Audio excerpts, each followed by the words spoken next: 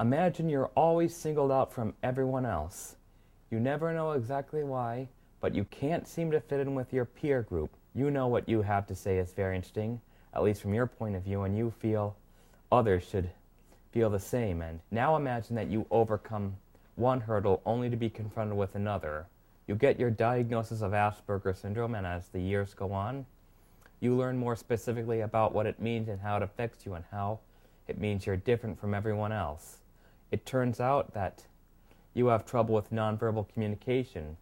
You learn that looking someone in the eye means a lot more than you realize, even though it seems rather obvious to most everyone else, and it's a real challenge for you. Your own body language and your tone of voice doesn't necessarily reflect your own emotions, or they reflect them in a different way from everyone else. As a result, it turns out you're giving the wrong message to people all the time, hence the reasons why they misunderstand you. That is what it's like to have Asperger's syndrome in a nutshell.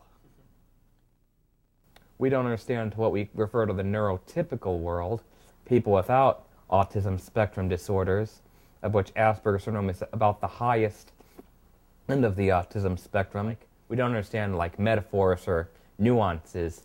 We take lots of things literally at face value, and if we weren't told that people were speaking metaphorically and that they didn't literally mean what they said, or that's what they mean by this metaphor, we probably would never get it, and we'd be clueless at it forever. But it's ironic because we say what we mean and mean what we say, but people don't understand us because oftentimes we'll speak too loudly or we'll lean in too closely, and that gives off more messages than our spoken words alone do. And the way we say it tends to be a lot more sophisticated and formal than is given for the situation, and it can often confuse people.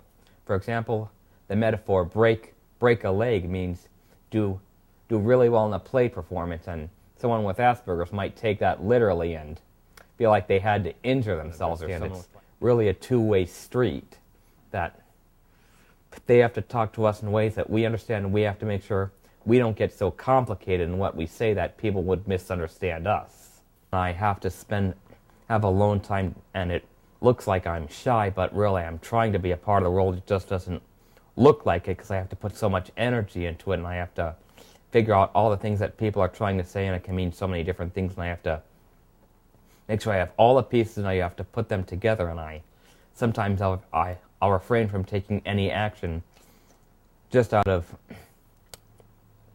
fear and anxiety that I might be taking the wrong action, and I can never know for certain if I'm doing anything right without any feedback, and it's very hard to get that feedback because that's something that most of the rest of society takes for granted, if you will. Well, when I'm alone, I like to listen to music, and I play on my computer, and I do my required homework assignments. Sometimes I'll study in group settings, but it's hard enough just knowing how to fit in socially without the details of working out study groups is my experience, and I have to plan very carefully in advance before I can be certain of anything. That goes for homework, that goes for social situations, that goes for my classes, just about anything, you name it. One of the big traits of Asperger's is narrow and obsessive interests that we're very good at and we know a lot about.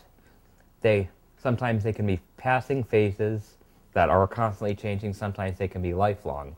Right now, my big thing is studying road maps in addition to my history major, and I know all the back ways and all the different ways to get to a certain place from one certain place because I study the maps all the time, and I memorize it as how I know it. I study maps of the Boston metro area and maps of western Massachusetts, which is where I'm from originally, and people with Asperger's are sometimes described as little professors because of the very formal way we speak and always seem to know about a certain thing, but more of the time we just memorize a thing and lots of times we just parrot back what we hear. Sometimes we don't really understand it, although a lot of the times we just adopt that formal language. So rather than real understanding a lot of the time, we're more like copycats, if we will, but we're very, very good copycats.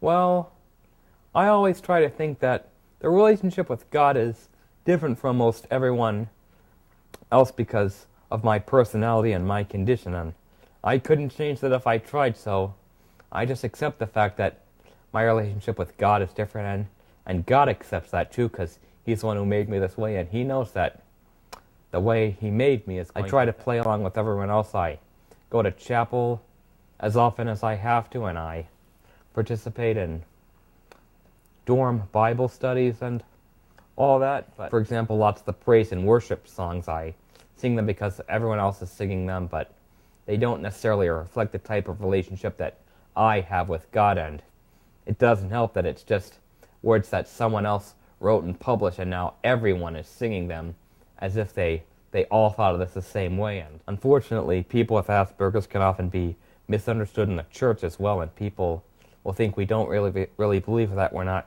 serious about a relationship with God, or that we take it too seriously, even. And I find I depend on my relationship with God more than